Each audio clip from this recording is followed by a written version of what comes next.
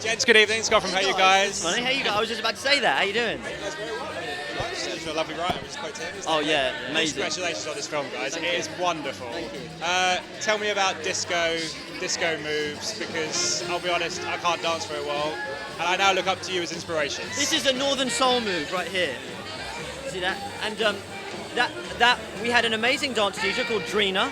Absolutely incredible. 7 hours a day. Yeah. It was 7 hours a day. Yes. I was saying, I think we really underestimated it. When we got the part, we thought, oh, let's go dancing. Let's stick on Saturday Night Fever. Do you know what I mean? We'll be fine. No. And then they're like, no, Northern Soul, like proper spins and like, you know. I won't do it now in the double-breasted, but you had to do these spins. Very cool. I fell a couple times, but it was fine. But also the real James Flitcroft, who I was playing, had the pleasure of meeting. He was a great source of like knowledge on it. We spoke to him on the phone for 2 hours, tell us all these different moves, these travelling spins, and he's still got it, by the way. He can still move. So Simply put, it is not as easy as it looks. Disco dancing. It really isn't. Neither's gold. Exactly. Tell me about this wonderful kind of family dynamic between you and Mark, Sally. It's wonderful on screen. How much fun was it? Oh my God.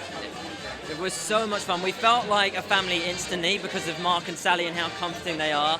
And there are times in which we were told to just laugh, and we were genuinely laughing with them. You know, it wasn't very hard to act. I always say that with Mark, especially. It's like he demands you act well because of how good he is. Well, by just being. Just being.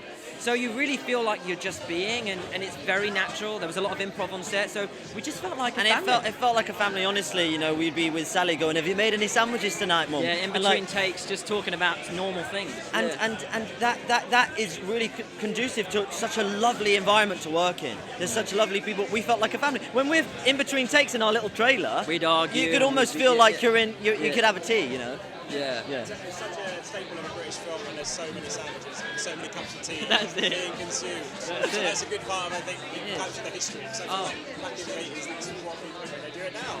I think that's why we were able to come to London Film Festival. How much tea and sandwiches do you have? I was going to say, tick the box. It's such a special movie to premiere at this festival because it's so quintessentially British, and I think it's going to be so nice for the world to see that, and also to see the world to be uplifted by some British cinema, you know, and I just think it's a unique thing that hopefully I think will stay with people.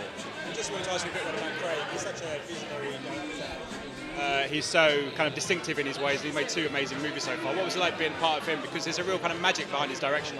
First thing I'll say, being directed by an actor has never happened before, and it's the best thing for an actor because he knows what you need to say, what you don't say, you know. And so that was the first thing that blew me away. He's such a great director to work with. That's one of the issues. We've worked with some amazing directors, but sometimes it's translating that to an actor's brain is difficult. But Craig just gets it. So he'd come up to you, he'd say one thing, and you'd get it.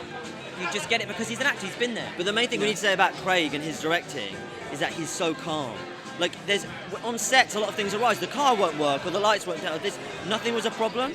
And so when the captain isn't stressed or worried, you're not stressed or worried. Yeah. So that related in a very calm atmosphere. It's a lovely lesson in that some directors feel like they have to be like a tyrant and they have to, you know, boss everybody around. She somehow had the perfect balance of being everybody's best friend, but keeping everybody working and what they're meant to do, and everything happened on time. And it was fun. The most fun set I've ever been. I didn't feel like work. You walk on set and you're just having a laugh, and then basically. you film a scene, and then you're on to the next. That's what it felt like. Just had a big laugh. Yeah. Yeah. Good. The final question, you get to show this to an audience, you know, a year and a half ago, that wasn't possible. Now you get to come to the festival and show it. How excited are you to show it to everybody tonight? I mean, the Royal Festival Hall, you know, such a big venue, and it just really quite emotional, actually.